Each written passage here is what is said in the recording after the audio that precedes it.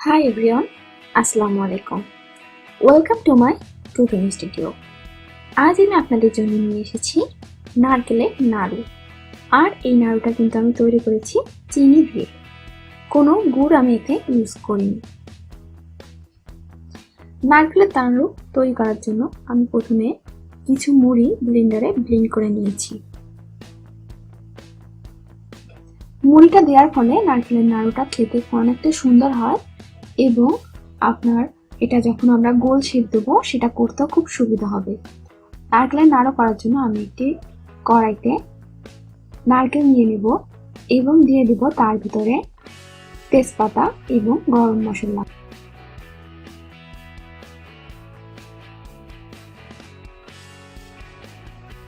এর ফলে নারকেলের নাড়ুর ফ্লেভারটা সুন্দর হবে। দিয়ে দিব পরিমাণ মতো চিনি। আপনারা যে যেমন মিষ্টি পছন্দ করবেন ঠিক ততটা পরিমাণে চিনি এখানে ইউজ করবেন। এবার আমি এটা খুব সুন্দরভাবে মিশিয়ে দিব সমস্ত নারকেলের সাথে। আর এটা কিন্তু আস্তে আস্তে করতে হবে। যদি অতিরিক্ত জোরে আপনারা চুলায় জাল দেন তাহলে কিন্তু এটা পুড়ে যাবে। এবার আমি এর ভিতরে দিয়ে দিব সেই ব্লেন্ডারে ব্লেন্ড করা মুড়ি দিয়ে আমি খুব সুন্দরভাবে এটা মিশিয়ে দিব নারকেলের সাথে। চিনির নারকেল নাড়ু করার সময় অনেক সময় দেখবেন গোল যখন আপনারা শেপ দিতে যাবেন সেটা অতটা পারফেক্টলি ভাবে হতে চায় না। তার জন্য এই গুঁড়া করা মুড়ি আমি এখানে ইউজ করব। এর ফলে এটা খুব সুন্দরভাবে আপনারা গোল গোল শেপ দিতে পারবেন।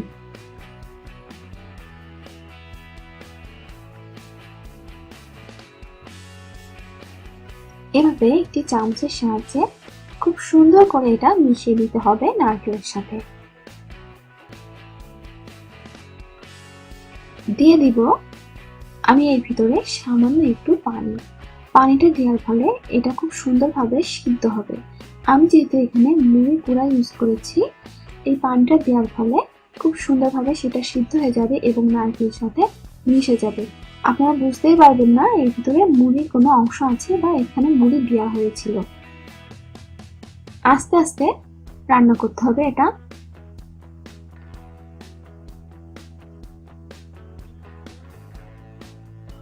যত সময় পানিটা সুন্দরভাবে শুকিয়ে না আসে তত সময় এটা চুলায় বসিয়ে রাখতে হবে।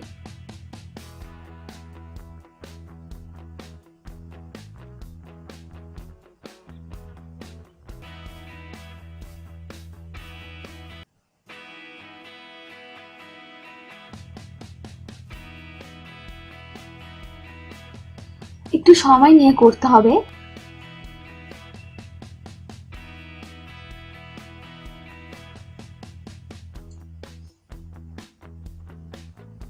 আর কিছু সময়ের মধ্যে এটা কমপ্লিট হয়ে যাবে।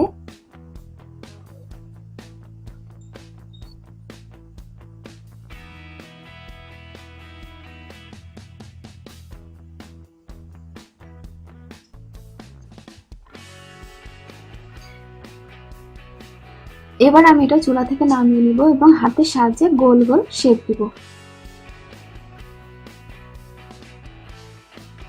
একটু গরম থাকা অবস্থায় এটা গোল গোল শেপ দিতে হবে, তা না হলে কিন্তু গোল শেপ দিতে অসুবিধা হবে ঠান্ডা হয়ে গেলে।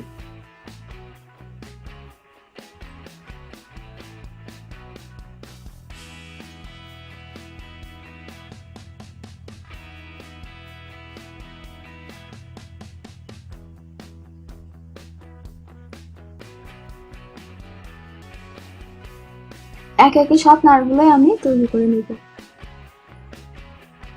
তৈরি হয়ে গেল আমার সুন্দর মজাদার নারকেল নাড়ু। যদি আমার রান্না আপনাদের ভালো লেগে থাকে অবশ্যই আমার চ্যানেলটি সাবস্ক্রাইব করবেন এবং কমেন্ট শেয়ার করতে ভুলবেন না। ধন্যবাদ আমার রান্নাটি দেখার জন্য।